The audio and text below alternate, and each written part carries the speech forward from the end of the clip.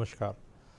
दूरदर्शन के सजीव phone in कार्यक्रम आपका स्वास्थ्य में आप सभी का स्वागत है। जैसे कि आप जानते हैं, अपने इस कार्यक्रम में हम आपको विभिन्न स्वास्थ्य संबंधी विषयों पर विशेषज्ञ की राय से अवगत कराते हैं।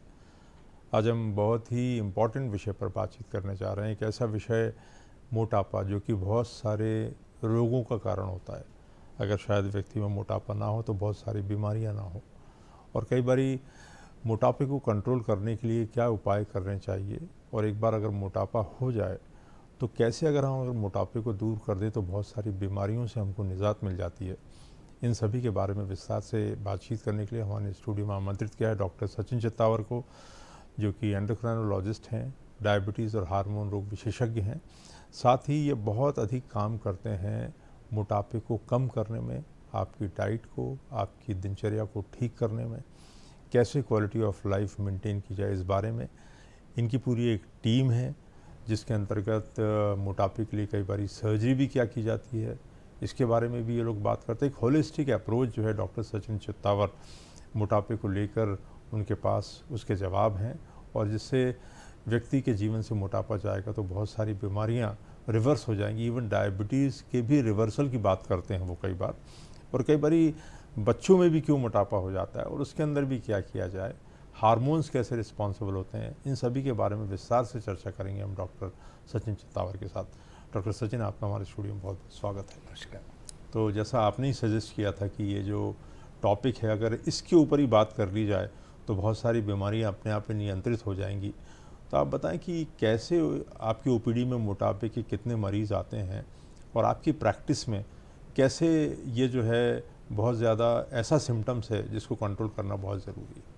बड़ा ही प्रासंगिक प्रश्न है, क्योंकि रूटीन में जो हम 100-125 मरीज़ रोज़ देखते हैं, उसमें क्या होता है कि मोटापे की समस्या को समझकर हमारे पास आने वाले मरीज़ 8-10 होते हैं। पर बाकी जो मरीज़ हैं जो शुगर के इलाज के लिए आ रहे हैं, थायराइड के इलाज के लिए आ रहे हैं, उनमें कहीं ना कहीं बात होती है कि थायराइड की बीमारी हो गई, हार्मोन की कमी हो गई, इसलिए वज़न बढ़ रहा है। तो कहीं ना कहीं उनमें ये बोध नहीं होता कि उनका वज़न सामान्य से अधिक है। तो ये मान लें तो पूरे दिन भर में जो मरीज़ देखते हैं तो 20 से 25% मरीज़ ऐसे होते हैं जिनका वज़न, अगर आप मोटापे को हम नापते हैं बीएमआई से, तो बीएमआई में सामान्य बीएमआई हिंदुस्तान में 23.7 के ऊपर जब भी हो जाता है तो ओवरवेट होता है, और लगभग हम 27 के ऊपर आ जाते हैं तो ग्रेड 1 ओबेसिटी, 30 के ऊपर आ जाते हैं तो ग्रेड 2 ओबेसिटी, और उसके आगे सीवियर ओबेसिटी। तो ये जो ओवरवेट और ग्रेड 1 ग्रेड 2 ओबेसिटी के आसपास के मरीज़ 25 से 30% रोज़ देखने में आ रहे हैं। तो डॉक्टर साहब, आमतौर पर लोग, जैसे कई बारी माताएं रहती हैं, उनके बच्चे मोटे रहते हैं तो भी वो क्या बोलती हैं कि हमारा बच्चा तो कुछ खाते ही नहीं है डॉक्टर साहब। और कई बारी इस बात पे लोग इंसिस्ट करते हैं, पुराने ज़माने में भी ऐसे ही होता था कि खिलाने पे बड़ा जोर दिया जाता है। तो विभिन्न उम्र में, एक्चुअली में आपने बीएमआई के हिसाब से तो बताया ही है, जो कि लोग अपनी हाइट और वेट कैलकुलेट करके पता कर सकते हैं। ऐसे कोई साधारण मापदंड है जिससे व्यक्ति पता लग जाए कि उसका पेट का घेरा कितना है, छाती का घेरा कितना है, गले का घेरा कितना है, ताकि उसको पता लग जाए भैया कि वो श्रेणी में घुस चुका है? बड़ा ही प्रासंगिक प्रश्न है ये। देखिए, ऐसा है कि अगर आप जो रोज़मर्रा में आप देख सकते हैं, महिलाओं को कहूँगा कि अगर आपका ब्लाउज़ टाइट होने लग जाए तो एक अच्छा पैमाना है कि जो पहले हमें बहुत अच्छे से आ जाता था अब नहीं आ पा रहा है और हमें ढीला करवाना पड़ रहा है, तो मान के चलें कि वज़न बढ़ा है। पुरुषों में ये हो सकता है कि जो वेस्ट लेंथ है, जो आपका पैंट का जो आपका साइज़ है, वो आपको 1 साइज़ या 2 साइज़ उसको बढ़ा करना पड़ रहा है। तो ये चीज़ें एक पैमाने हैं। बच्चों के इसमें भी जो सामान्य कपड़े थे जल्दी जल्दी छोटे हो रहे हैं, या तो ऊंचाई के कारण नहीं, घेरे के कारण आपको उसमें पहनाने में प्रॉब्लम आ रही है, अब बहुत चुस्त हो रहा है, तो कपड़ों से आप बहुत इजीली पता कर सकते हैं। और नहीं तो आप एक इंची टेप लीजिए और अपने पेट का घेरा नापिए। पेट का घेरा नापना बीएमआई से ज़्यादा सशक्त तरीका है मोटापा देखने का, क्योंकि हिंदुस्तान में जो मोटापा होता है वो पेट के आसपास होता है। इसको कहते हैं विसरल ओबेसिटी।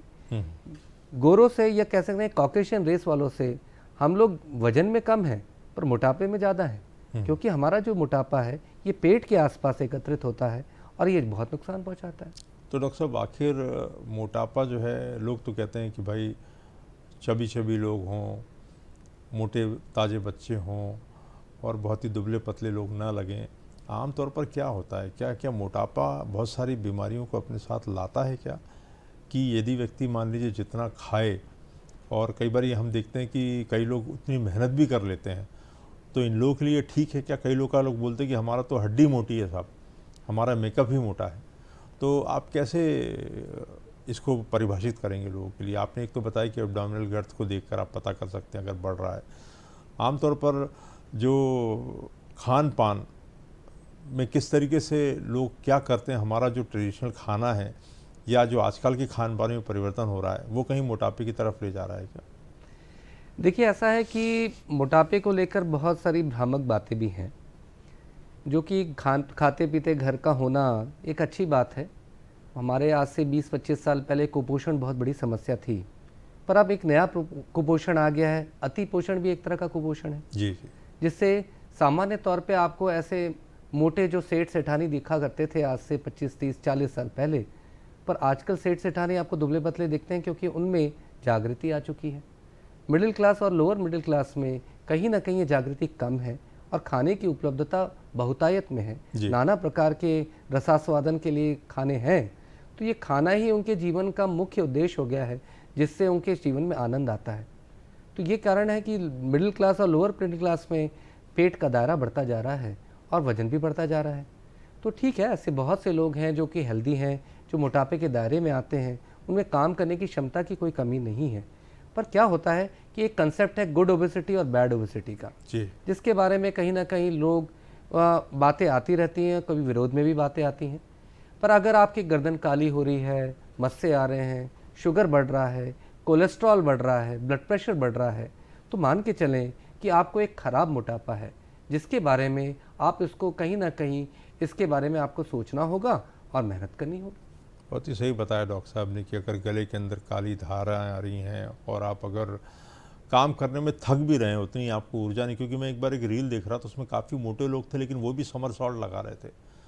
तो कहीं ना कहीं वो फिजिकली बहुत फिट थे, लेकिन अगर आप बहुत आलस में आ रहे हैं और आपकी काम करने की क्षमता घट रही है, तो आपको निश्चित रूप से आपने जो बोला ये ब्लड की जांचें करा लेना चाहिए। और ये चीज़ें अगर बढ़ी हुई आ रही हैं तो कहीं ना कहीं ये अलार्मिंग है और आपको उसके लिए सचेत हो जाना चाहिए। डॉक्टर साहब, आपके पास जैसे आमतौर पर जो लोग आते हैं, आप तो डायबिटोलॉजिस्ट और हार्मोन रोग विशेषज्ञ हैं, तो मोटापे के कारण कौन कौन सी बीमारियां लोगों में ज़्यादा देखने को मिल रही हैं? देखिए, मोटापे के कारण अब ये मैं ये कहूँगा कि ये एक तरह की जननी है। डायबिटीज़ तो बहुत कॉमन है कि अगर आपका सामान्य से अधिक वजन है, आप शिथिल जीवन शैली में हैं और बहुत ज़्यादा सक्रिय नहीं रहते, तो डायबिटीज़ होने की संभावना है। ब्लड प्रेशर बढ़ने की संभावना एक आम बात है। कोलेस्ट्रॉल में ख़ास तौर पे आप जब भी देखेंगे तो ट्राइग्लिसराइड नाम का कोलेस्ट्रॉल ऐसे मरीजों में प्रायः बढ़ा हुआ होता है। फिर क्या होता है, जैसे 40 के बाद आपकी उम्र बढ़ती है तो जोड़ों में प्रॉब्लम आने लगता है, ऑस्टियोआर्थराइटिस होता है। आपको लगता है कि यार ये तो थोड़ा गठिया जैसा है, पर डॉक्टर कहते हैं आपको नया जोड़ लगाना पड़ेगा। तो वो समस्याएं भी बहुत ज़्यादा बढ़ रही हैं और आपको जानकर आश्चर्य होगा, इसके अलावा मन पे भी असर आता है, कहीं ना कहीं अवसाद या डिप्रेशन भी होता है। और इसके अलावा बहुत सारे ऐसे कैंसर हैं जो कि मोटे लोगों को ज़्यादा हो रहे हैं, क्योंकि मोटापा जो है कार्सिनोजेनिक कहलाता है। कुछ कैंसर हैं जो मोटापे में कम होते हैं पर उनकी गिनती कम है, पर ज़्यादा कैंसर होने वाली स्थिति जो है वो मोटापे के कारण आती है। तो कोई भी इंसान कैंसर जैसे भयावह रोग से तो दूर बचना ही चाहेगा। लेकिन कई बार ऐसा होता है कि मोटे लोग हमारे पास आते हैं, हम उनसे कहते हैं कि आप व्यायाम करिए और आप खाना कम खाइए। वो कहते हैं डॉक्टर साहब हम तो 2 ही रोटी खाते हैं, ये लेकिन सच हमारा है। वजन नहीं घट रहा। बड़ा ही अच्छा प्रश्न है, मैं इस पे आने ही वाला था। देखिए, भोजन के समय ये लोग सही में बहुत कम मात्रा में भोजन लेते हैं, 1-2 रोटी 3 रोटी ही खाते हैं। पर प्रायः क्या होता है, मोटापा आता क्यों है? आप जब सामान्य से उठते बैठते, जब आप जीवन शैली में आपने नमकीन खा लिया, मिठाई खा ली, कुछ थोड़ा बहुत आइसक्रीम ले लिया या कुछ मीठा ही ले लिया, कुछ अन्य पदार्थों का रसास्वादन आप करते रहे, दिन भर आप कुछ खाते रहते हैं, पर खाने के समय आप बहुत कम खाते हैं, ये सच है। तो जब हम ऐसी विवेचना करते हैं तो ये चीज़ें आने लगती। बहुत लोगों को अंग्रेजी में एक शब्द है बिंजिंग, जहाँ पे आप भावनात्मक तौर पे आपकी भावनाएं इतनी हावी हो जाती हैं कि पता चला 1-आधा किलो का आइसक्रीम का डब्बा ही खा लिया, पर आपको लगता है कि आप कुछ खाते ही नहीं। तो इस तरह की भावना आती है। बहुत से लोग ऐसे होते हैं कि जिनका मेटाबॉलिज्म ही बहुत कम होता है, मेटाबॉलिक रेट ही बहुत लोअर साइड में होता है, तो चीज़ों को जलाने की क्षमता या पाचन की क्षमता कम होती है। तो चयापचय तो प्राकृतिक है, ईश्वर प्रदत्त है, तो उसके अनुरूप ही अपने को भोजन भी लेना होगा।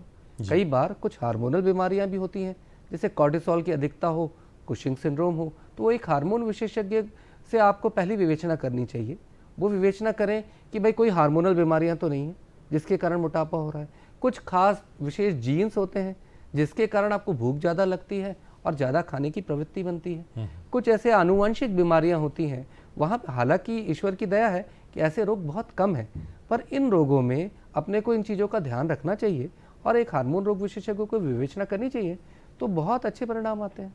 तो डॉक्टर साहब, आजकल जो है हम देखते हैं तरह तरह के विज्ञापन आते हैं बहुत ही लुभावने कि इतने समय में इतना वेट कम कर लीजिए, तरह तरह की गोलियों के बारे में बोला जाता है कि आप ये गोलियां खा लीजिए तो आपका वेट घट जाएगा, और कई लोग बोलते भी हैं कि हमने इसको 1-1.5 महीने खाया तो हमारा वज़न बिल्कुल कम हो गया, हमारा जो मल त्याग था उसके अंदर भी बहुत सारा फैट चला गया। लेकिन आमतौर पर जब वो लोग छोड़ते हैं तो वो फिर से मोटे हो जाते हैं। तो इस तरीके की दवाओं का सेवन कहाँ तक उपयुक्त है, और ऐसा कौन सा तरीका है जिससे परमानेंटली हम अपने वेट पर या मोटापे पे कंट्रोल कर सकें? देखिए, अगर इलाज की बात की जाए तो निर्विवाद बात यह है कि अगर व्यावसायिकता को हटा दिया जाए तो भोजन की मात्रा कम करने से 80% वजन कम होता है। 20 से 25% वजन जो है वो आपकी कसरत करने से सामान्य धारा में आता है। कुछ मरीजों को इससे ज़्यादा की आवश्यकता पड़ती है, तो कुछ दवाइयाँ भी हैं जैसे ऑलिस्टेट की दवा है, कुछ डायबिटीज़ की दवा है जैसे सीमाग्लूटाइड है, या फिर कुछ ऐसी दवाइयाँ हैं जिसका हम लोग कहीं ना कहीं समय आने पे उपयोग करते हैं। बात आती है व्यावसायिकता की, जो प्रचार प्रसार के माध्यम है, क्योंकि उनका उद्देश्य इलाज करना नहीं होता, उनका उद्देश्य व्यावसायिक प्रबल करना होता है, तो वो दावे करते हैं। जी। कोई भी ऐसा चिकित्सक दावे नहीं कर सकता जो कि एक ट्रेन डॉक्टर है। तो व्यावसायिक लोग जब दावे करते हैं तो उनके जो पाउडर्स होते हैं, तो कई बार ये देखा गया, हम लोग विवेचना कराते हैं, उसमें थायराइड हार्मोन मिला देते हैं। थायराइड हार्मोन कहते हैं कि आपका बेसल मेटाबॉलिक रेट को ज़्यादा, शरीर की आग है उसको तेज कर दो, पर कहीं ना कहीं हार्मोन बढ़ाने से आपके शरीर में दूसरे दुष्परिणाम होने लगते हैं जी। तो कुछ लोग इस तरह की जो औषधियाँ मिली रहती हैं वो बहुत नुकसान करती हैं। स्वास्थ्य का शर्मा जी हमारे साथ जुड़ गई, उनका सवाल ले लेते हैं भोपाल से। स्वागत है आपका स्वास्थ्य का जी, पूछिए अपना सवाल। मेरा सवाल ये है कि जैसे हम लोगों को junk food once in a week चाहिए ही रहता है, पिज़्ज़ा नूडल्स, और हम इसके बिना रह नहीं पाते। तो मेरे को ये पूछना था कि हम ऐसा क्या होगा कि हम इसको खाए भी वंस इन अ वीक और फिर हमारा वेट भी ना बढ़े, हमें आगे चल के प्रॉब्लम भी ना हो और हम इसको मैनेज कर पाए। बताइए साहब। बड़ा ही अच्छा प्रश्न है। Once a week junk food खाने के लिए मैं आपको मना नहीं कर रहा, पर आपकी जो नियमित व्यायाम और लाइफस्टाइल जो है वो वैसी होनी चाहिए कि आप हफ्ते में एक बार जंक फूड खाने की पात्रता रखते हों। फिर जंक फूड आप ले रहे हैं तो उसमें हरी सब्जी, सलाद, इस तरह की चीज़ों का समावेश करें तो वो जंक फूड फाइबरस हो जाएगा और आपको अच्छा भी लगेगा। तो आप इस तरह से करें कि आप कसरत, जिस दिन जंक फूड ले रहे हैं और आपके मन में एक ग्लानि आती है कि हमने बहुत सारा ऐसा फूड खा लिया जो मोटापे की ओर लेकर जाएगा, उस दिन थोड़ी सी कसरत बढ़ाइए और ज़्यादा व्यायाम करें। अब लेकिन देखिए, स्वास्थ्य का प्रश्न बड़ा ही नेचुरल है। उसने क्या बोला कि ऐसा कुछ करिए आप जिससे कि हम जंक फूड भी खा लें और मोटापा भी ना आए। देखिए, उसमें सबसे ज़्यादा ज़रूरी है कि आप दिन प्रतिदिन क्या करते हैं। जो रोज़ का भोजन है, मान लीजिए आपको, हमारे पूर्वज क्या कहते हैं कि जितनी भूख है उससे 2 रोटी कम खाइए। अगर आप सांस्कृतिक ज्ञान की बात करें तो मैं फिर से उसी में पीछे ही जा रहा हूँ, वो एक आज भी प्रासंगिक है। तो अगर आप जो जीवनचर्या में जो भोजन की मात्रा आप लेते हैं, मान लीजिए आप रोटियाँ ही खाते हैं, तो आप रोटी जितनी आवश्यकता है उससे 2 रोटी कम खाते हैं और सलाद और सूप से उसकी भरपाई करते हैं, तो किसी भी प्रकार से आहार विशेषज्ञ की सलाह की आवश्यकता नहीं पड़ेगी आपको। और आपका जीवन, जो घर पे खाना बन रहा है, जो आपकी मम्मी खाना बना रही हैं, जो आपकी ज़बान पे लगा हुआ है, उसका भी आनंद मिलता रहेगा और खाने की मात्रा कम होगी पर पेट हमेशा भरा रहेगा। फिर उसके बाद हफ्ते में एक बार, जिसको कहते हैं ना लोग कि हम चीटिंग करते हैं, जी, तो उसको मैं चीटिंग की जगह मैं ये कह सकता हूँ कि वो एक तरह से आपको छूट होगी कि हफ्ते में एक दिन आप इस तरह का भोजन करें जिसके बारे में कुछ धारणाएं अच्छी नहीं हैं। तो आकांक्षा जी, देखिए दूसरी लेडी कॉलर हमारे साथ रायपुर से जुड़ गई हैं। मोटापे की चिंता लेडीज़ों को ही ज़्यादा है। आप देखिए, आकांक्षा जी स्वागत है आपका, पूछिए अपना सवाल। सर, आपको डॉक्टर साहब को नमस्ते। नमस्कार।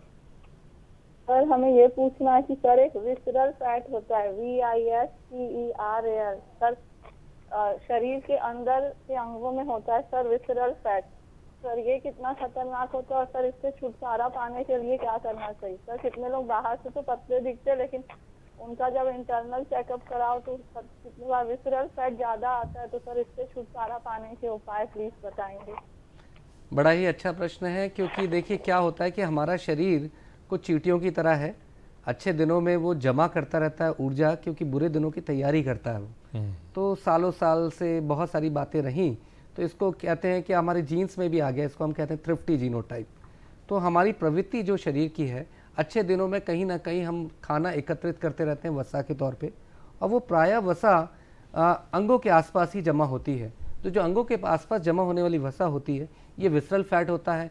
इनमें ऑक्सीडेटिव स्ट्रेस बढ़ाने की क्षमता ज़्यादा है, इनमें बीमारी के कण बनाने की क्षमता ज़्यादा है।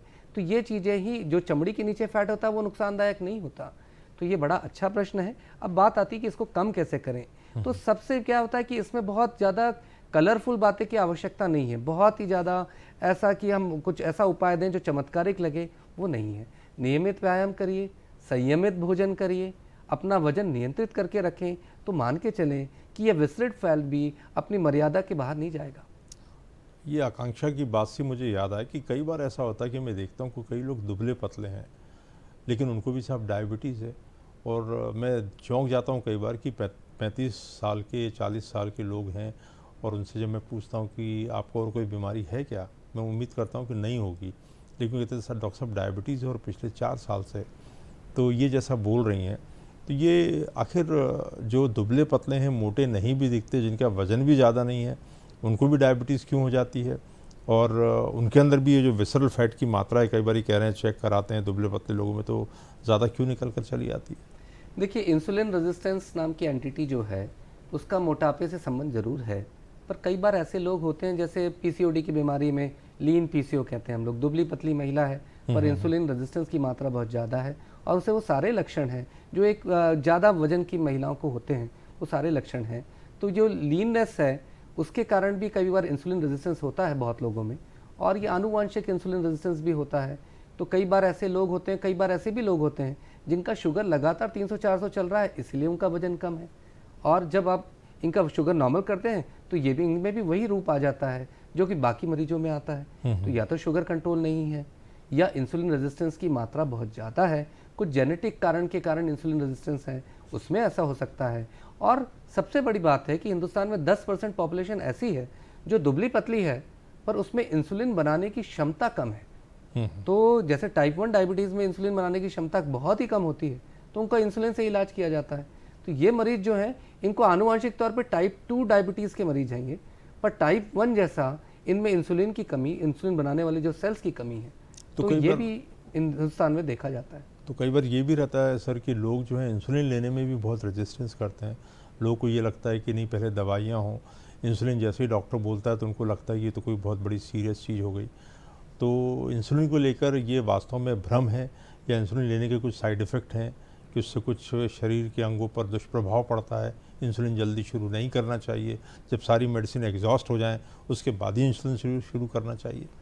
देखिए, क्या होता है कि टीके को लेकर डर तो बहुत है, ये मैं मानता हूँ, पर जिस दवा को 102 साल हो गए, 100 साल का जन्मदिन भी मनाया है इंसुलिन ने, तो वो एक चमत्कारी दवा है। लाखों करोड़ों लोगों के जीवन में अभूतपूर्व परिवर्तन इंसुलिन के कारण आया होगा। अगर डायबिटीज़ में बोलें कि नंबर 1 इलाज क्या है, तो वो इंसुलिन है। किसी को टाइप 2 डायबिटीज़ भी है, और अगर हम लो डोज में इंसुलिन चालू करते हैं, शुरुआत से, शोध कहते हैं कि वहाँ पे दवा भी बंद हो जाती है। ऐसा मेरा भी अनुभव रहा है। पर क्या होता है कि जनता को अगर आपने इंसुलिन बोला, तो उनकी भ्रिकटियाँ तल जाती हैं। वो लगता है कि डॉक्टर साहब इंसुलिन तो बिल्कुल मत बोलिए। तो कहीं ना कहीं आपको बीमारी और बीमारी से होने वाले कॉम्प्लिकेशंस से डरना चाहिए, ना कि इलाज और इलाज करने के तरीके से। तो ये जो भ्रामकता हमारे समाज में है, तो इंसुलिन बेस्ट है, इंसुलिन के कोई साइड इफ़ेक्ट नहीं है, शक्कर कम होना उसका काम है। तो अगर शक्कर बहुत ज़्यादा सामान्य से अधिक कम हो गया, तो हाइपोग्लाइसीमिया एक साइड इफ़ेक्ट होगा। तो वो तो आपके डॉक्टर को तय करना है, वो अपनी योग्यता के अनुरूप उसका डोज ऊपर नीचे करेंगे और ये समस्या नहीं आएगी।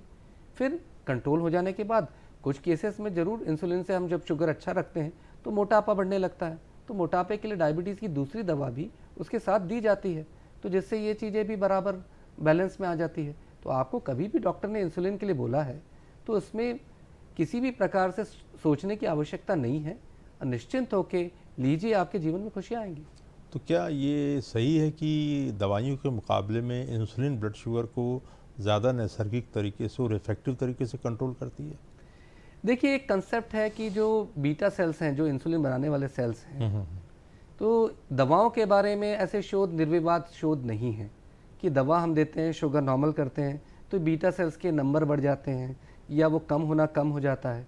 पर इंसुलिन के बारे में ऐसे शोध हैं कि जब हम इंसुलिन लगाते हैं तो बीटा सेल्स की जो एपोप्टोसिस कहते हैं, जिससे ये बीटा सेल्स की मौत हो जाना कहते हैं, वो कम हो जाता है और पैंक्रियाज को रेस्ट मिलता है, तो आपका इंसुलिन रिजर्व जरूर बढ़ जाता है। पर ये अलग बात है कि कितना इंसुलिन रिजर्व रखने से क्या लाभ है, और शुगर अल्टीमेटली हम लोग क्या करते हैं, हमारे लिए मुख्य सिद्धांत है कि शुगर नॉर्मल होना चाहिए ताकि उसके कॉम्प्लिकेशन से बचे। पर अगर आप इंसुलिन रिजर्व करना चाहते हैं और अपना प्रासंगिक नैसर्गिक इंसुलिन जो है वो आप बना के रखना चाहते हैं, तो इंसुलिन सबसे अच्छा इलाज है। तो देखिए, बहुत ही भ्रम को दूर किया है डॉक्टर साहब ने यहाँ पर, और डॉक्टर साहब बहुत ही ज़्यादा शोध करते रहते हैं और डॉक्टर साहब बहुत ही ज़्यादा रिसर्च में और कई जगह घूमते भी रहते हैं। तो उनका ये स्पष्ट कहना है कि इंसुलिन को लेकर भ्रुकुटी तानने की ज़रूरत नहीं। जैसा कि डॉक्टर साहब ने कहा, अगर इंसुलिन डॉक्टर ने आपको एडवाइस करी है तो आपको सही समय पर उसको लेना चाहिए। डॉक्टर साहब अपने कार्यक्रम के अंतिम चरण में हैं और आप चूँकि मोटापे को दूर करने वाले ग्रुप से पूरी तरीके से जुड़े हो, आप एक होलिस्टिक ट्रीटमेंट करते हैं, तो कई बार अगर कोई आदमी इतना मॉर्बिड ओबीस हो गया है कि हम देखते हैं कि आदमी 100 किलो 150 किलो के हो गए हैं, शरीर का पूरा विन्यास ही बिगड़ गया है, और ऐसे मरीज़ों के अंदर क्या कुछ और भी पद्धतियाँ हैं आपके ग्रुप में लोग करते हैं कि ऐसा, जिससे मोटापा से निजात मिल सके? देखिए, क्या होता है कि जिनका BMI 35 से ऊपर है, जिनको हार्ट भी फेल हो रहा है, जिनको उठना बैठना मुश्किल है, स्लीप एपनिया जैसे सिम्टम्स आ रहे हैं, सांस रुक रही है, BP भी बहुत अनकंट्रोल रह रहा है, शुगर अनकंट्रोल रह रही है, कोलेस्ट्रॉल बहुत बढ़ रहा है, जी जी, ऐसी परिस्थितियों में हम लोग ऐसे मरीजों को पहली सलाह के तौर पे ऑपरेशन के लिए प्रेरित करते हैं। तो ऑपरेशन की भी 2-3 विधियां हैं जो कि बहुत कारगर है। तो ऑपरेशन करवाने से आपका ये होता है कि ये वज़न जो है आपका जल्दी जल्दी कम होने लगता है। तो 2.5-3 महीने 4 महीने में आपका वज़न 35-40 किलो 50 किलो ऐसा कम होता है। वो आपके वज़न के हिसाब से होता है। तो उस हिसाब से जब ये वज़न कम होता है तो उसके बाद डाइट, एक्सरसाइज और बाकी सब चीज़ों में मरीज़ अच्छे से कर पाता है। ये तो पता चला कि मरीज़ को हमने एक्सरसाइज बोला पर वो चलने की स्थिति में ही नहीं है, तो वो खाने पीने की और चलने फिरने की स्थिति में आ जाता है और उसके बाद मेडिकल मैनेजमेंट चलता है। तो दोनों का समावेश ही असली इलाज है। तो हम तो अभी कहीं समाचार पत्रों में पढ़ रहे थे कि सर्जरी के बगैर भी कुछ खिला देते हैं, उससे भी कई बारी मोटापा कम हो जाता है। देखिए, आजकल क्या है कि इसमें यह है कि आजकल एक कैप्सूल बलून का भी आ गया है जो कि हमारे प्रदेश में भी हो रहा है। जी जी, तो वो कैप्सूल जैसी एक दवा होती है, वो आप निगल लेते हैं और वो पेट में गुब्बारे की तरह फूल जाता है, उसमें जेली भर दी जाती है। और तो क्या होता है कि पेट की कैपेसिटी अगर कम हो जाए तो आप जितना भोजन करने की मात्रा भी कम हो जाएगी। जी, आपको 4 रोटी में पेट भरता था, वो आधी रोटी में ही भर जाएगा। तो उस परिस्थिति में आप चाह कर भी खाना नहीं खा पाएंगे, कम मात्रा में भोजन लेंगे, तो ऐसी स्थिति निर्मित होगी कि वजन नीचे आने लग जाएगा। तो ऐसे में सारे जो न्यूट्रिएंट्स मिलते हैं वो मिल जाते हैं उनको, या कोई दवाइयाँ भी साथ में देते हैं आप? देखिए, जब भी ऐसी कोई विधि की जाती है तो उसमें विशेषज्ञ, जो ट्रेंड विशेषज्ञ है, वो आपको कहीं ना कहीं ऐसे सप्लीमेंट्स और ऐसे विटामिन देंगे जो कि कई, मान लीजिए फैट लॉस वाली दवा चल रही है, ये ऑपरेशन जहाँ फैट लॉस हो रहा है तो विटामिन A, D, E के जो कि फैट सॉल्युबल विटामिन है, इसकी कमी हो सकती है। तो डॉक्टर आपको उसी तरीके से उसका परिवर्तन करेंगे आपके शरीर में और वो दवा आपको पोषित करेंगे उन दवाओं से, तो आपको कहीं कोई परेशानी नहीं आएगी। तो देखा आपने, डॉक्टर साहब ने कितने विस्तार से आपको बताया, क्योंकि मोटापा बहुत सारी बीमारियों की जननी है और कई बार मोटापा जो है वो आपके जीवन के दिनों को कम कर देती है। लोग मोटापे को घटाकर अपनी एक्चुअल एज जो है वो कई बारी कम कर लेते हैं। लोग बोलते हैं कि हमारी वास्तविक उम्र तो ये है, लेकिन हमारी मेटाबॉलिक उम्र जो है कुछ और है। तो आप चाहें तो बड़ी उम्र में भी जवान बने रह सकते हैं अगर आपने अपने शरीर से मोटापे को हटा लिया है। तो डॉक्टर साहब ने इसके बारे में विस्तार से बताया। मैं उम्मीद करूंगा कि आपको इससे फ़ायदा होगा। डॉक्टर साहब, आप हमारे स्टूडियो में आए, इतनी उपयोगी जानकारी दी, इसके लिए आपको बहुत बहुत धन्यवाद। धन्यवाद। और हमारा, आप दूर न जाइए, हमारा सेकंड सेगमेंट हम शुरू करने वाले हैं कि महिलाओं में मोटापे का ऐसा कौन सा कारण है और कौन से ऐसे सिम्टम्स हैं जो महिलाओं को परेशान करते हैं, उसके बारे में हम बातचीत करेंगे डॉक्टर प्रिया चित्तावर से एक छोटे से ब्रेक के बाद। आकाश, Live each day like it's your last. क्यों? अरे बंद हो गई, स्टार्ट नहीं हो रही। आकाश, कुछ करो। अरे मैं क्या करूं, तुम करो। अरे वो लोग आ रहे हैं। तुम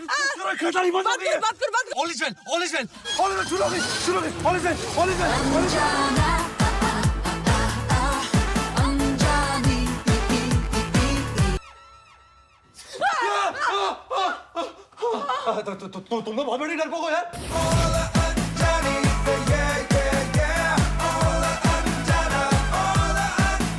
मैं तुम्हारे बारे में कुछ ज्यादा ही जानने लगी हूँ and I'm not liking it. तुम अनजाने ही ठीक। फंडू फीचर फिल्म्स में 16 दिसंबर शनिवार शाम 7:30 बजे फिल्म अनजाना अनजानी सिर्फ डीडी नेशनल पर, देश का पहला चैनल, देश का अपना चैनल।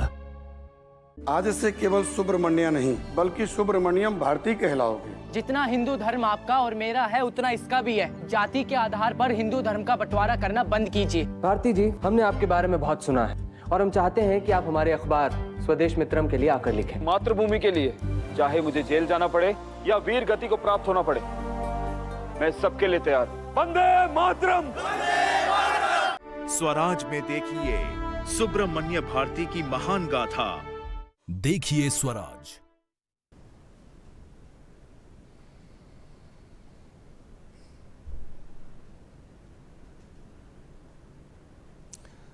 एक बार फिर स्वागत है आपका दूरदर्शन के सजीव फोन इन कार्यक्रम आपका स्वास्थ्य में। और दूसरे सेगमेंट में हम बातचीत करने जा रहे हैं स्पेसिफिकली महिलाओं में मोटापा क्यों बढ़ जाता है। और आपने देखा था जब पहले बातचीत कर रहे थे डॉक्टर सचिन चित्तावर से, तो जो कॉलर थे वो ऑलमोस्ट महिलाएं थी सारी की सारी, क्योंकि महिलाएं जो है मोटापे को लेकर बहुत ज़्यादा चिंतित हैं और बहुत ज़्यादा जानकारी प्राप्त करना चाहती हैं। इसीलिए हमने अपने स्टूडियो में आज डॉक्टर प्रिया चित्तावर भावे को आमंत्रित किया है, जो बांझपन का इलाज करती हैं पूरे प्रदेश के अंदर। उन्होंने इसमें अपना नाम कमाया है और साथ ही में PCOS या PCOD जिसको आप लोग बोलते हैं, ये एक चीज़ है जिसका बहुत ज़्यादा मोटापे के अंदर और बहुत सारे ऐसे सिम्टम्स महिलाओं के अंदर आते हैं जो उनको परेशान करते हैं।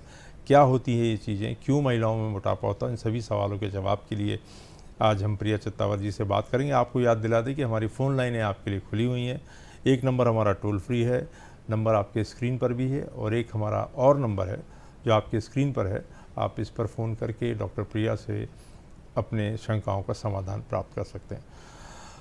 तो आपने जो ये बोला है कि PCOD या PCOS जो आपने ये टॉपिक रखा है मैडम, ये आखिर ये क्या है और क्या वास्तव में ये महिलाओं में मोटापे का बहुत बड़ा कारण है? इसके बारे में हमें बताइए। सबसे पहले तो धन्यवाद कि इस विषय के बारे में आज हम चर्चा कर रहे हैं। आमतौर पे इसके बारे में डॉक्टर चर्चा करते हुए कम ही दिखाई देते हैं। महिलाओं की यदि बात करें तो मेरे पास जो महिलाएं आती हैं उसमें से लगभग 30% महिलाओं में मोटापे का कारण कह लीजिए या एक एसोसिएट जो है ये पॉलीसिस्टिक ओवरी सिंड्रोम के रूप में हमें ज़रूर दिखाई देता है। 70% केसेस में नहीं होता है। तो यानी PCOS जो कई कारण हैं वज़न बढ़ने के, उनमें से एक महत्वपूर्ण कारण है, ऐसा हम कह सकते हैं। तो पहले तो ये बीमारी इतनी ज़्यादा सुनने में आती नहीं थी, क्यों आजकल ये PCOD, जिस किसी को देखो कोई यंग लड़की आती है, हम उससे हिस्ट्री लेते हैं तो बोलती डॉक्टर साहब मुझे आखिरी में बोलती कि मुझे PCOD भी है।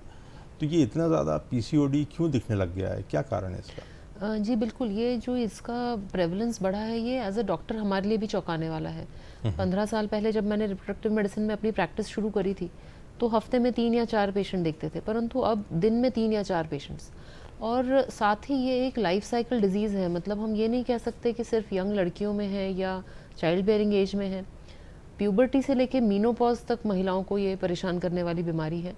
और चूँकि जैसा इसका नाम है पॉलीसिस्टिक ओवेरियन सिंड्रोम, सिंड्रोम उस बीमारी को कहा जाता है जिसका एग्जैक्ट कारण जो है वो हमें नहीं पता है।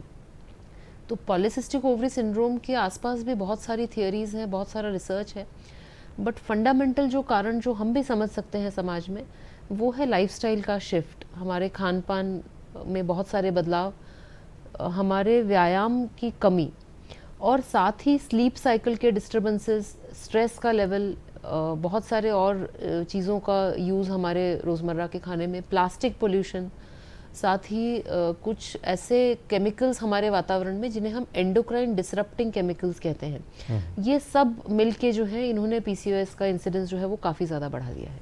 डॉक्टर साहब, नंद स्वरूप मिश्रा बाराबंकी उत्तर प्रदेश से हमारे दर्शक हैं, बहुत ही नियमित हैं, ये जुड़ गए, इनका सवाल ले लेते हैं। स्वागत है आपका नंद स्वरूप जी, पूछिए अपना सवाल। हाँ नमस्कार सर। मैं जानना चाहता हूँ हमारी जो उम्र की अवस्थाएं होती है, नवजात शिशु होते हैं, छोटे बच्चे होते हैं, किशोरावस्था होता है, युवावस्था होता है, अधेड़ावस्था, 50 साल की उम्र होती है, 70 साल के बाद बन जाते हैं, तो ऐसी दशा में हमें किन उम्र में किस हिसाब से संभलना चाहिए जिससे मोटापा से बच सके, और कौन सी सावधानी बरतनी चाहिए, खान पान में अपने दिनचर्या में कौन परिवर्तन रखना चाहिए?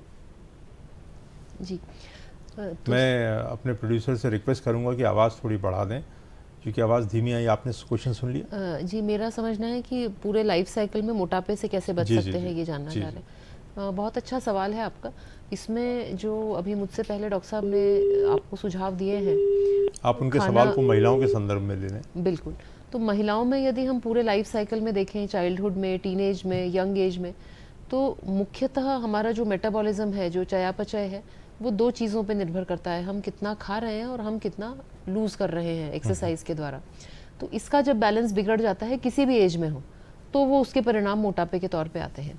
अब एक बहुत महत्वपूर्ण बात यह है कि हम सबका जो मेटाबॉलिज्म है वो अलग अलग है। जैसे किसी चूल्हे की आँच तेज है और किसी चूल्हे की आँच धीमी है, उसी प्रकार किसी लोगों का मेटाबॉलिज्म फास्ट रहता है, तो वो ज़्यादा भी खाते हैं तो भी उनका जो है वो वज़न बढ़ता नहीं है। कुछ लोगों का जन्मजात या फिर कुछ हार्मोनल कारणों से, कुछ उम्र के साथ मेटाबॉलिज्म स्लो रहता है। तो हमारा जो बेसलाइन है, यानी हमारा जो मेंटेनेंस कैलोरीज है, उससे यदि हम एक्सीड करते हैं, खाना ज़्यादा खाते हैं और व्यायाम कम करते हैं, तो हमें मोटापा हो जाएगा। तो मेरे ख्याल से एक ही नियम है कि खाना कम खाएं और व्यायाम ज़्यादा करें। इसी से हमारा जो वज़न है वो मेंटेन हो सकता है। आपने जो बात कही, कई बार हम लोग को अपने कई मित्रों पर ईर्ष्या होती है कि हम कुछ भी खाते हैं तो हमारे शरीर में लग जाता है, हम मोटे हो जाते हैं, और वो इतना सब कुछ खाते हैं और सारी मस्तियाँ करते हैं और वो मोटे ही नहीं होते। तो जेनेटिकली ये डिसाइड होता है, या कई बार वो लोग अपने जीवन में शायद ऐसी कुछ व्यायाम करते होंगे जो हम नहीं करते होंगे, इस कारण से ऐसा हो जाता है? जी बिल्कुल, ये जो प्रश्न है ये हम सबको बहुत परेशान करता है कि कुछ लोगों की प्लेट भरी रहती है पर पेट अंदर रहता है। कुछ लोग ऐसे होते हैं जो खाने की तरफ देखते हैं, ऐसा लगता है और वज़न बढ़ जाता है। इसका आंसर जो है ये इम्पॉर्टेंट है, और वो ये है कि जो पूरे वज़न का जो रेगुलेशन है वो एक कॉम्प्लेक्स ऑर्केस्ट्रा की तरह है। इसमें सिर्फ इतना सिंपल नहीं है कि कैलोरीज इन और कैलोरीज आउट। हमारे गट की एक्सिस है जिसमें बहुत सारे इंक्रेटिन्स, ऐसे हार्मोन्स हैं जो हमारे इंटेस्टाइन से निकलते हैं। बहुत सारे ब्रेन में ऐसे सेंटर्स हैं जैसे सैटाइटी सेंटर है, बहुत सारे और भी हार्मोन्स हैं जो लाइफ साइकिल से संबंधित हैं। तो ये एक कॉम्प्लेक्स ऑर्केस्ट्रा है, परंतु वो कैलोरीज जिससे आपका वज़न मेंटेन होता है ये हम सबको पता रहती हैं। तो ये हर व्यक्ति के लिए अलग हो सकती हैं। आपका वज़न जिस कैलोरिक इनटेक पे मेंटेन रहता है उसे आप अपना BMR या बेसिक मेटाबॉलिक रेट मान सकते हैं, और उससे कम करना या घटाने से आपका वज़न जो है वो कम हो सकता है। अभिलाषा जी भोपाल से हमारे साथ जुड़ गए, उनका सवाल ले लेते हैं। स्वागत है आपका अभिलाषा जी, पूछिए अपना सवाल। नमस्ते मैडम, ये जानना चाहते हैं कि मैं एक टाइप 1 डायबिटिक भी हूँ और साथ में PCOD भी है, मुझे थायराइड की भी परेशानी है। तो ऐसे में मैं बच्चे मतलब कंसीव करना चाहती हूँ, तो क्या प्रेगनेंसी पॉसिबल है इन रोगों के साथ? जी बिल्कुल। अब हम जिस ईरा में हैं उसमें ट्रीटमेंट्स इतने एडवांस हो चुके हैं कि आपके जैसे बहुत सारे पेशेंट्स जो हैं वो कंसीव कर सकते हैं। आप इनकी उम्र जानना चाहेंगे? जी, आपकी उम्र कितनी है अभी? 28 साल। जी, तो इसमें मुख्यतः 3 चीज़ों का हमें ध्यान रखना है। सबसे पहले टाइप 1 डायबिटीज़ के कारण जो किडनीज़ हैं, आइज़ हैं, उनके ऊपर कोई चेंजेस तो नहीं आ गए हैं। तो सबसे पहले आपको क्लियरेंस आपके एंडोक्राइनोलॉजिस्ट से लेना होगा। जहाँ तक PCOS और थायराइड का सवाल है, तो ये जो प्रॉब्लम्स हैं इसमें प्रेगनेंसी होना बहुत आसानी से संभव है। कुछ खास अपने को प्रिकॉशंस लेने होते हैं प्रेगनेंसी में थायराइड के डोज को लेके। तो ये जो पूरी प्रेगनेंसी है ये मल्टी डिसिप्लिनरी अप्रोच, यानी आपके एंडोक्राइनोलॉजिस्ट, आपके ऑब्स्टेटिशियन और आपके जो आगे का केयर करने वाले हैं नियोनेटोलॉजिस्ट, उनके साथ में लेके ये प्लान होता है और डेफिनेटली ये संभव है। आप तो बांझपन का इलाज करती हैं और उसमें आपकी विशेषज्ञता है। जैसे कि हम लोग को बायोलॉजी में भी पढ़ाते थे कि ओवरी जो रहती है वहीं से अंडे बनते हैं और अल्टीमेटली उससे ही बच्चे का निर्माण होता है। तो ये डिसीज़ जो है पॉलीसिस्टिक ओवरी सिंड्रोम जिसको आप बोल रही हैं, तो कई बार ये ऐसी भी हो जाती है जिसके कारण बांझपन हो जाता है, और कुछ केसेस ऐसे भी रहते हैं जिनके अंदर बच्चा पैदा करना ऑलमोस्ट नामुमकिन हो जाता है। बिल्कुल। PCOS का जैसे ही डायग्नोसिस होता है तो सबसे पहले एंग्जाइटी यही होती है कि अब इनके बच्चे नहीं होंगे, अब इनको टेस्ट ट्यूब बेबी IVF ही लगेगा। तो सबसे पहले ये समझ लीजिए कि पॉलीसिस्टिक ओवरी सिंड्रोम में 80% केसेस में केवल साधारण टैबलेट से ही कंसीव हो जाता है। किसी भी कॉम्प्लिकेटेड इंजेक्शंस या इसकी ज़रूरत नहीं पड़ती, बशर्ते पेशेंट अपने जीवन शैली में वो परिवर्तन लाए जो डॉक्टर उन्हें समझाते हैं। तो पॉलीसिस्टिक ओवरी सिंड्रोम यदि आपको है तो आपके कंसीव करने के चांसेस काफ़ी अच्छे हैं। 80% केसेस में बड़े इलाज की आवश्यकता नहीं पड़ेगी। 20% केसेस में डेफिनेटली एक कंडीशन होती है जिसे हम कहते हैं रेजिस्टेंट PCOS, यानी सिंपल जो first line second line medications है उससे ओव्यूलेशन नहीं हो पाता, और ऐसे केसेस में हमें इंजेक्शंस के थ्रू ओव्यूलेशन कराना या फिर कभी कभी टेस्ट ट्यूब बेबी IVF की आवश्यकता पड़ती है। परंतु ट्रीटमेंट के बाद मेरे अनुभव में 99% जो PCOS के मरीज हैं वो कंसीव हो सकते हैं। तो आमतौर पर मैडम ये PCOS के ऐसे कौन से लक्षण रहते हैं जिससे कोई महिला जो है उसको ये पता लग जाए कि इसके अंदर PCOS हो सकता है? बिल्कुल। कुछ दिनों पहले एक मैडम से चर्चा हो रही थी और उन्होंने कहा था कि जब हमारे बचपन में किसी लड़की का पीरियड रुक जाता था तो माँ बाप सोचते थे कि इसे प्रेगनेंसी हो गई है। अब जब किसी लड़की का पीरियड रुक जाता है तो माँ बाप सोचते हैं कि इसे पॉलीसिस्टिक ओवरी सिंड्रोम हो गया है। ये बात बिल्कुल सच है। PCOS का जो सबसे कॉमन लक्षण है वो है माहवारी देर से आना या पीरियड्स बंद ही हो जाना। पीरियड्स बंद होने के और भी कारण होते हैं, बट 80% केसेस में ये पॉलीसिस्टिक ओवरी का लक्षण होता है। दूसरा बहुत इंपॉर्टेंट लक्षण जो कि एक तरह से कॉस्मेटिक है, चेहरे पर शरीर पे बहुत ज़्यादा मोटे बाल आना, बहुत ज़्यादा पिंपल्स या एक्ने की समस्या हो जाना, हेयर फॉल होना, ये जो सारे लक्षण हैं ये बेसिकली बॉडी में जो मेल हार्मोन है टेस्टोस्टेरोन उसके बढ़ने के लक्षण होते हैं। और तीसरा इसका जो फीचर होता है जो सोनोग्राफी में डॉक्टर देखते हैं वो होता है ओवरीज का जो साइज़ है वो बढ़ जाता है और पॉलीसिस्टिक उसकी इको एनाटमी हमको नज़र पड़ती है। इन 3 लक्षणों में से यदि 2 भी लक्षण किसी लड़की को हैं तो हम उसे पॉलीसिस्टिक ओवरी सिंड्रोम मान सकते हैं। बहुत ही अच्छी तरीके से मैडम ने बताया कि अगर माहवारी बंद हो जाए वो तो एक ऐसा सिम्टम्स है जो कि इमीडिएटली पता लग जाएगा। और आजकल लोग इतने अवेयर हो गए हैं इसके बारे में, और ख़ासकर ऐसे घरों में जहाँ लोग खाते पीते, ये ज़रूरी है क्या मैडम कि ये जो रहती है बीमारी एफ्लुएंट क्लास में ही होती है?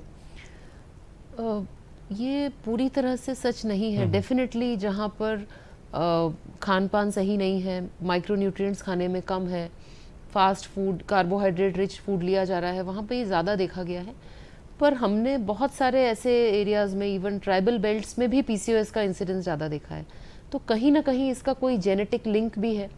हम भारतीयों में जो एक थ्रिफ्टी जीन हाइपोथेसिस है कि हमारा जो शरीर है वो खाना ज़्यादा से ज़्यादा बचाता है, तो ऐसे इस कारण से जब भी ऐसे व्यक्ति नॉर्मल खान पान भी लेते हैं तो भी उन्हें पॉलीसिस्टिक ओवरी सिंड्रोम या फिर डायबिटीज़ हो जाता है।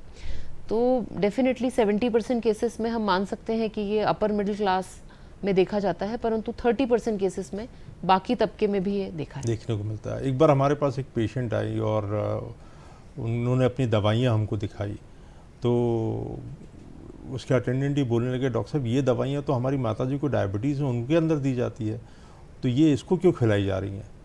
तो पता लगा, उसने बताया कि मुझे PCOD है इसलिए मुझे दी जा रही है। तो ये ज़रूरी है कि क्या हर PCOD को डायबिटीज़ होता है या ये डायबिटीज़ की दवाइयाँ PCOD के ट्रीटमेंट में सहायक होती हैं? एक्चुअली इन दोनों के बीच में एक कॉमन थ्रेड है और वो थ्रेड है इंसुलिन रेजिस्टेंस का। इंसुलिन रेजिस्टेंस यानी शरीर की जो कोशिकाएं हैं वो इंसुलिन से रिस्पॉन्ड नहीं करती। इंसुलिन का काम होता है कि ग्लूकोज को सेल्स के अंदर भेजना। इंसुलिन रेजिस्टेंस जिस महिला को होता है उसे पॉलीसिस्टिक ओवरी सिंड्रोम होता है, और इंसुलिन रेजिस्टेंस जिनको होता है उन्हें टाइप 2 डायबिटीज़ भी होता है। तो मेरा जो अनुभव है कि जिन लड़कियों को PCOS है और वो अपने जीवन शैली में परिवर्तन नहीं करती, एक्सरसाइज नहीं करती, उन्हें बाकी महिलाओं की अपेक्षा डायबिटीज़ 10 से 15 साल पहले हो जाता है। तो जैसा आप बता रहे थे कि 25-30 साल के युवा लड़कियां हैं उन्हें डायबिटीज़ हो गई है, तो ऐसे कई केसेस में PCOS एक कारण हो सकता है। दूसरा इसका पक्ष ये भी है कि जो मेटफॉर्मिन दवाई है ये इंसुलिन रेजिस्टेंस को इम्प्रूव करती है। तो कुछ ऐसे शोध हैं, कुछ एक सबसेट है पॉलीसिस्टिक ओवरी सिंड्रोम में जहां हम मेटफॉर्मिन देने से उनका पीरियड्स भी रेगुलर हो जाते हैं, उनके बाकी जो सिम्टम्स हैं उसमें कुछ रिलीफ मिलता है, प्रेगनेंसी में भी सहायता आती है, मिसकैरेज का चांस कम हो जाता है। ये कुछ डिबेटेबल है, हर मरीज़ को मेटफॉर्मिन नहीं दी जाती, बट हाँ यदि आपके शुगर्स नॉर्मल हैं परंतु आपको PCOS है तो कुछ केसेस में ज़रूर डॉक्टर आपको ये प्रिस्क्राइब करते हैं। तो मान लीजिए किसी महिला की फैमिली पूरी हो चुकी है तो उसके अंदर भी PCOS हो सकता है। अगर वो फैमिली पूरी करने के बाद आमतौर पर महिलाएं मोटी हो जाती हैं तो कई बार मोटापे के कारण भी ये बीमारी आ जाती है कि ये बीमारी मोटापे के कारण होती है जो बाद में डायबिटीज़ वगैरह दुनिया भर की चीज़ों की जनक हो जाती है? बिल्कुल, देखिए जैसा मोटापे और पीसीओएस का सवाल वही है कि अंडा पहले आया या मुर्गी पहले आई। जी। तो इसका कोरिलेशन काफ़ी ज़्यादा है। कॉजेशन अभी तक हम एस्टैब्लिश नहीं कर पाए हैं कि मोटापा पीसीओएस का कारण है या पीसीओएस के कारण मोटापा है, परंतु पीसीओएस को हमें एक लाइफस्टाइल डिजीज़ की तरह देखना है और ये पूरे लाइफ स्पैन को कवर करता है। इनफैक्ट डॉक्टरों में ऐसा कहा जाता है कि पॉलीसिस्टिक ओवरी सिंड्रोम का जो मरीज़ है वो अपने पूरे जीवन काल में डॉक्टरों को अमीर बनाता है, क्योंकि यंग एज में वो हार्मोन्स के डॉक्टर के पास जाएगी, आगे जाके कभी संतान उत्पत्ति में समस्या हो तो वो इनफर्टिलिटी स्पेशलिस्ट के पास जाती है, समय आने पे यदि डायबिटीज़ हो जाए तो वापस हार्मोन्स के डॉक्टर के पास। और आपको जान के आश्चर्य होगा कि जो महिलाओं के 2 मुख्य कैंसर हैं, ब्रेस्ट कैंसर और बच्चेदानी का कैंसर, इनका प्रेवलेंस जो है वो पॉलीसिस्टिक ओवरी सिंड्रोम की महिलाओं में लगभग 2.5 टाइम्स है। तो यानी चाइल्ड बियरिंग कंप्लीट हो जाने के बाद भी पीसीओएस के जो खतरे हैं वो ख़त्म नहीं होते और कुछ केसेस में ये कैंसर का भी रूप धारण कर सकता है। इसलिए पूरे लाइफ स्पैन में हमको इसके लिए अवेयर होना चाहिए। बहुत ही महत्वपूर्ण विषय पर हम चर्चा कर रहे हैं। मैडम से बातचीत करने के बाद ये पता लगता है कि पीसीओएस अल्टीमेटली देखिए आप किन किन बीमारियों से रिलेटेड है और कितने दूरगामी और घातक परिणाम है इसके। तो ऐसा कुछ बताइए मैडम जिससे कि वो चीज़ें लाइफस्टाइल में ले आएँ ताकि ये अगर है तो नियंत्रित हो जाए और अगर आने वाली है तो ना हो। माताएं अपनी बच्चियों को शुरू से ऐसी ट्रेनिंग दें, क्या करें ऐसा?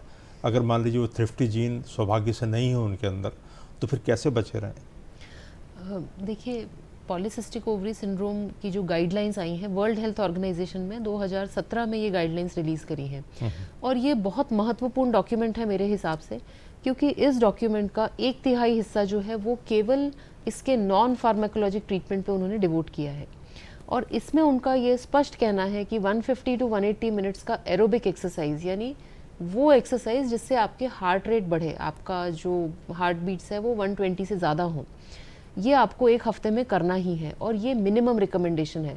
मतलब यदि आप दिन में 30 मिनट व्यायाम कर रहे हो तो ये मिनिमम है, इसके ऊपर आप ज़रूर कर सकते हैं परंतु इससे कम आपको नहीं करना है। इसके साथ बहुत ही एक इम्पॉर्टेंट डॉक्यूमेंट जो इसमें लिखा गया है कि इसमें आपको 2 to 3 स्ट्रेंथ सेशंस करने हैं। आमतौर पे हम सोचते हैं कि स्ट्रेंथ ट्रेनिंग यानी कि उठा के जिम में जाके वेट लिफ्ट करना, इससे हम बॉडी बिल्डर बन जाएंगे। तो WHO ने पहली बार ये रिकॉग्नाइज किया है कि जो मसल मास है वो जितना ज़्यादा रहेगा लड़कियों में भी, उतना इंसुलिन सेंसिटिविटी ज़्यादा अच्छी रहेगी और पीसीओएस को इम्प्रूवमेंट में मदद होगी। हमारी जो प्रीवियस जनरेशन थी उस समय हमें जिम जाने की आवश्यकता नहीं होती थी, क्योंकि हमारे रोज़मर्रा के काम में ही वेट लिफ्टिंग होती थी, चक्की चलाना है या पानी सिर पे उठाना है, भारी वज़न उठाना हमारे दिन के कामकाज में ही हो जाता था। अब ऐसा कोई हैवी वर्क हम नहीं करते हैं अपने रूटीन में, इसीलिए मेरे हिसाब से अब हर लड़की को स्ट्रेंथ ट्रेनिंग अपने जीवन शैली में अडॉप्ट करना पीसीओएस से बचने के लिए और एक हेल्दी लाइफस्टाइल के लिए बहुत आवश्यक है। लाइफस्टाइल डिसीज़ है एक तरीके से, जैसा कि मैडम ने समझाया कि आजकल डांस का और गाने का बहुत चलन चला है। अगर आप एरोबिक एक्सरसाइज करें लंबे समय तक, और जैसा वो बता रही थी कि उस ज़माने में तो लोग वैसे ही कुएं से पानी भर कर लाया करते थे, और अगर आप कुछ वेट स्ट्रेंथनिंग एक्सरसाइज करेंगे तो ये लाइफस्टाइल डिसीज़ से आप निश्चित रूप से छुटकारा पा सकते हैं। मैडम 2 ओवरीज होती हैं, कई बार ऐसा भी देखती हैं आपकी एक ओवरी के अंदर पीसीओएस और एक ओवरी बची हुई है, तो काम चल जाए या कुछ ऑपरेशन करके? जी, ये बहुत ही अच्छा आपने क्वेश्चन पूछा है। पॉलीसिस्टिक ओवरी सिंड्रोम के जो डायग्नोस्टिक क्राइटेरिया है वो रॉटरडैम क्राइटेरिया है। रॉटरडैम एक यूरोप में पोर्ट है, वहाँ पर एक्सपर्ट्स ने मिलकर ये क्राइटेरिया निकाले थे और उसमें जो 3rd क्राइटेरिया है कि अल्ट्रासाउंड में ओवरीज का साइज़ 10 सेंटीमीटर क्यूब से ज़्यादा होना चाहिए और इसमें 12 से ज़्यादा फॉलिकल्स दिखने चाहिए। उसमें उन्होंने स्पष्ट मेंशन किया है कि even single ovary is sufficient for diagnosis, यानी ओवरी सिंगल ओवरी में भी यदि पीसीओ के चेंजेस हैं तो भी आप पीसीओएस हो सकते हैं, परंतु सिर्फ ओवरी पॉलीसिस्टिक होना it is neither necessary nor compulsory for diagnosis, यानी किसी की ओवरीज नॉर्मल हो सकती हैं और फिर भी वो पीसीओएस की पेशेंट हो सकती हैं। तो ये डिस्टिंक्शन बहुत इंपॉर्टेंट है। तो कहने का मतलब ये है कि फिर वही बात आती है कि कोई और टेस्ट कराती हैं कि आप अल्ट्रासाउंड के अलावा कोई हार्मोन के भी टेस्ट कराती हैं? आपने जैसे बताया कि माहवारी बंद हो गई, चेहरे पर बाल आने लग गए, ये सब सिम्टम्स लेके पेशेंट आपके पास आई, तो फिर आप ये तय कैसे करती हैं कि इसको ये है और इसका ट्रीटमेंट शुरू करना चाहिए, और फिर ये ट्रीटमेंट कितने समय तक चलेगा? बिल्कुल, इसके रॉटरडैम क्राइटेरिया बिल्कुल स्पष्ट हैं। 3 क्राइटेरिया दिए हुए हैं। पहला, पीरियड्स यदि बंद हो गए हैं या देर से आते हैं। दूसरा, यदि कोई भी हाइपर एंड्रोजिनिज्म के फीचर्स हैं, चेहरे पर ज़्यादा बाल, मुहासे, या फिर बायोकेमिकली टेस्टोस्टेरोन लेवल हाई है। और तीसरा क्राइटेरिया, जी बिल्कुल, तीसरा क्राइटेरिया है पॉलीसिस्टिक ओवरी अल्ट्रासाउंड में। इन तीनों में से यदि 2 भी क्राइटेरिया फुलफिल हो रहे हैं, यानी किसी लड़की की ओवरीज नॉर्मल है पर पीरियड देर से आते हैं और चेहरे पर हिरसुटिज्म की समस्या है, या फिर ऐसी लड़की जिसके पीरियड्स लेट आते हैं और ओवरी पॉलीसिस्टिक है पर एंड्रोजन लेवल हाई नहीं है, तो इस सिचुएशन में भी उसे पीसीओ डायग्नोस जो है वो किया जाएगा। तो क्या करेंगे इसके बाद? इसके बाद जो पेशेंट का प्रेजेंटिंग प्रॉब्लम है, कुछ महिलाएं आती हैं पीरियड्स की समस्या के साथ, कुछ महिलाएं आती हैं क्योंकि कॉस्मेटिकली वो परेशान है कि हेयर ग्रोथ ज़्यादा हो रही है, लेज़र ट्रीटमेंट इफेक्टिव नहीं हो पा रहा, एक्ने बहुत आ रहे हैं। कुछ लड़कियां आती हैं कि उन्हें प्रेगनेंसी नहीं कंसीव हो पा रही। तो जो ट्रीटमेंट है वो आपका जो प्रेजेंटिंग सिम्टम है उसके ऊपर आधारित रहेगा। यदि इनफर्टिलिटी है तो एग्स बनने लगे, ओव्यूलेशन इंडक्शन का ट्रीटमेंट दिया जाएगा। यदि टेस्टोस्टेरोन लेवल्स हाई हैं तो उसे सप्रेस करने के लिए मेडिसिन दिए जाएंगे। यदि सिर्फ पीरियड्स की प्रॉब्लम है तो फिर इसको नियमित करने के लिए कुछ हार्मोनल जो टैबलेट्स होती हैं वो दी जाती हैं। तो मामला पेचीदा है, इसके अंदर बिना विशेषज्ञ की सलाह से आप कदम आगे नहीं बढ़ा सकते, क्योंकि इसमें बहुत सारी चीज़ों को नियंत्रित करने की ज़रूरत है। तो ये सामान्य फिजिशियन के बूते की बात नहीं है, इसके लिए आपको विशेषज्ञ का सहारा लेना पड़ेगा। एक बार अगर ये डायग्नोसिस आपकी बन जाती है तो आपको निश्चित रूप से, आमतौर पर मैडम जैसे कि डायबिटीज़ के डॉक्टर साहब कहते हैं कि ज़िंदगी भर दवा चलेगी, ब्लड प्रेशर के डॉक्टर साहब कहते हैं कि ज़िंदगी भर दवा चलेगी, तो ये पीसीएस के मरीज़ जो रहते हैं ये भी ज़िंदगी भर दवाइयों के सहारे रहेंगे? देखिए, इसको देखने के 2 पर्सपेक्टिव्स हैं। पहला ये है कि पेशेंट बहुत निराश हो जाए कि अरे अब हम ठीक नहीं हो सकते। और दूसरा ये है कि ये जो डिजीज़ है ये बहुत ब्यूटीफुली कंट्रोल हो सकती है। क्योर हो सकती है कि नहीं ये डिबेटेबल है, परंतु ये इतनी आसानी से लाइफस्टाइल और डाइट में कुछ छोटे छोटे मॉडिफिकेशन करके कंट्रोल हो जाती है कि मुझे लगता नहीं कि ये कोई बहुत बड़ा इशू है। पीसीओएस रिवर्सल का बहुत चलन चला है। कई लोग क्लेम करते हैं कि इस तरह का डाइट ले लें तो आपका पीसीओ रिवर्स हो जाएगा। उसमें कोई साइंटिफिक तथ्य नहीं है। लाइफस्टाइल मैनेजमेंट और एप्रोप्रिएट इंटरवेंशन से आप इसको लाइफ लॉन्ग के लिए कंट्रोल कर सकते हैं। अब लेकिन लोग तो डायबिटीज़ रिवर्सल की बात कर रहे हैं। बिल्कुल, जैसा डॉक्टर साहब ने बताया, डायबिटीज़ रिवर्सल एक बहुत छोटा सबसेट है जिसमें पॉसिबल है, परंतु ये जो है ये एक्सपर्ट्स डिसाइड करते हैं कि कौन सा वो पेशेंट है जिसमें ये रिवर्सल पॉसिबल है। तो मोटापे पे ये दोबारा हम आ जाते हैं कि महिलाओं में मोटापा अक्सर देखने को मिलता है, ख़ासकर प्रेगनेंसी के बाद, और हमारे इधर कई रेसेस के अंदर हम देखते हैं कि ये एक एसेंशियल कंपोनेंट है कि लोग मोटे हो जाते हैं, और कई बार लोग उसकी तरफ फिर ध्यान भी नहीं दे पाते। तो ऐसे लोगों को कैसे नियंत्रित किया जाए? उनको अगर पीसीओएस नहीं भी है तो भी कहीं ना कहीं मोटापा जो है लॉन्गिविटी को कम करता है, और क्या पीसीओएस भी वास्तव में जीवन की लॉन्गिविटी को और गुणवत्ता को प्रभावित करता है अगर उसका इलाज सही तरीके से ना किया जाए? बिल्कुल।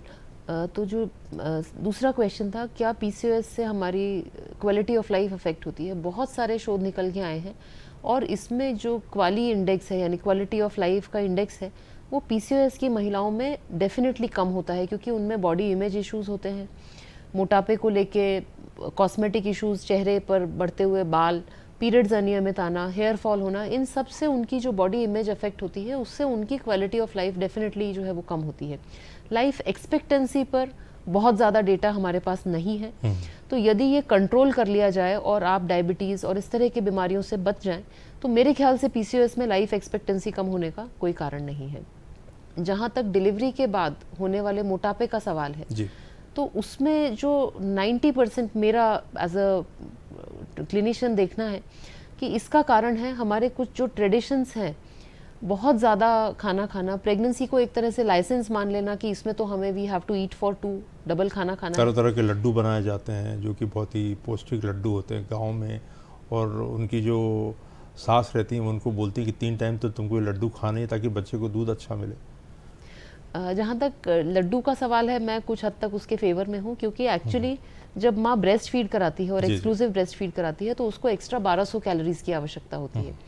तो कई बार ग्रामीण परिवेश में एक तरह से ये एक हाई एनर्जी फूड है और उसमें बहुत सारे माइक्रो न्यूट्रिएंट्स और बहुत सारे अच्छे हैं, परंतु जो शहरी क्षेत्रों में देखा जाता है कि बहुत सारी चॉकलेट्स खाना, फास्ट फूड खाना, प्रेगनेंसी में अलग अलग क्रेविंग्स हो रही हैं, उसको सेटिस्फाई करने जोमेटो से ऑर्डर करते रहना, वो मेरे हिसाब से सही नहीं है। उसमें हमको एम्प्टी कैलोरीज मिलती हैं जो सिर्फ आपका वेट बढ़ाती हैं। तो कैसे नियंत्रित करें पोस्ट प्रेगनेंसी, पोस्ट डिलीवरी मोटापे को? मेरे ख्याल से जैसे हम प्रेगनेंसी में नियमित अपना चेकअप एक ऑब्स्टेटिशियन से कराते हैं, मेरे हिसाब से डाइटिशियन का प्रेगनेंसी में रोल बहुत ज़्यादा है। फर्स्ट ट्राइमेस्टर में हमारी रिक्वायरमेंट अलग होती है, इश्यूज अलग होते हैं, सेकेंड ट्राइमेस्टर, थर्ड ट्राइमेस्टर। तो मेरा जो मानना है कि हर प्रेग्नेंट महिला को डाइटिशियन से कम 4 बार कंसल्ट करना ही चाहिए। हो सकता है और ज़्यादा आप कंसल्ट करें, परंतु फर्स्ट, सेकेंड, थर्ड ट्राइमेस्टर और पोस्ट डिलीवरी इनके जो डाइट प्लान्स होते हैं ये बिल्कुल अलग हो सकते हैं। तो एक जेनेरिक डाइट प्लान को मत फॉलो करिए, अपने हिसाब से मत जाइए कि ये हेल्दी है मैं ये खा लूँगी।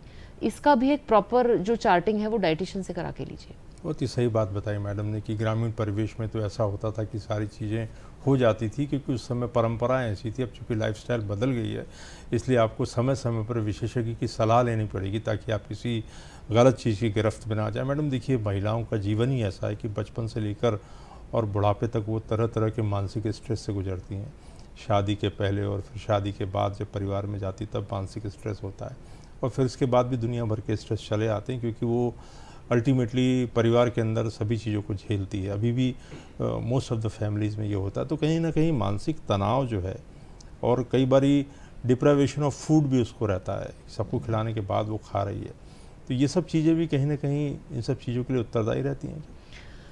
जी बिल्कुल। एक्चुअली यदि हम देखें तो महिलाओं में जो स्लीप डिस्टर्बेंसेस हैं उनका काफ़ी ज़्यादा अब प्रेवलेंस बढ़ गया है, और जो हमारी स्लीप वेक साइकिल है वो ही कहीं ना कहीं हमारे मेटाबॉलिज्म को भी अफेक्ट करती है। तो मेरे अनुभव में मीनोपॉज के आसपास जो स्लीप डिस्टर्बेंसेस हैं, जो कई बार एंजाइटी और डिप्रेशन में कन्वर्ट हो जाते हैं बिकॉज ऑफ हार्मोनल चेंजेस, उस दौरान महिलाओं में वेट गेन बहुत ज़्यादा देखा जाता है। तो इस समय मेरे हिसाब से एक तो एक्सरसाइज, सेकंड कुछ ना कुछ ऐसा तरीका जिससे आप अपने स्ट्रेस को कम कर सकें, चाहे वो मेडिटेशन हो, चाहे वो एक आपका सपोर्ट हो, फ्रेंड्स हो, और तीसरा आपके रात की नींद। यदि इन तीनों चीज़ों पे आप काम करें तो मीनोपॉज और उसके आसपास होने वाला जो वेट गेन है डेफिनेटली उसे आप कंट्रोल कर सकते हैं। आपके पास वर्किंग वुमेन्स भी आती हैं, आपके पास हाउस वाइफ भी आती हैं, आपके पास ग्रामीण परिवेश की महिलाएं भी आती हैं, शहरी भी आती हैं। किन लोगों में ये ज़्यादा आप देख पाती हैं? मेरा तो ये मानना है कि जो महिलाएं हैं उनके पास देने के लिए बहुत कुछ है, वो सबके लिए रहती हैं, चाहे वो परिवार के लोग हों, फ्रेंड्स हों, घर में काम करने वाली बाई ही क्यों ना हो, बट वो अपने खुद के लिए कभी समय नहीं निकालती। तो इस कार्यक्रम के माध्यम से मैं यही कहना चाहूँगी, मोटापा ही क्यों, एक स्वस्थ जीवन के लिए जब तक हम एयरलाइन में भी बताया जाता है कि साथ वाले की मदद करने से पहले अपना मास्क ज़रूर लगाएं जी। तो कुछ समय अपने आप के लिए ज़रूर निकालें, आपकी जो हॉबीज़ हैं उनको परस्यू करें।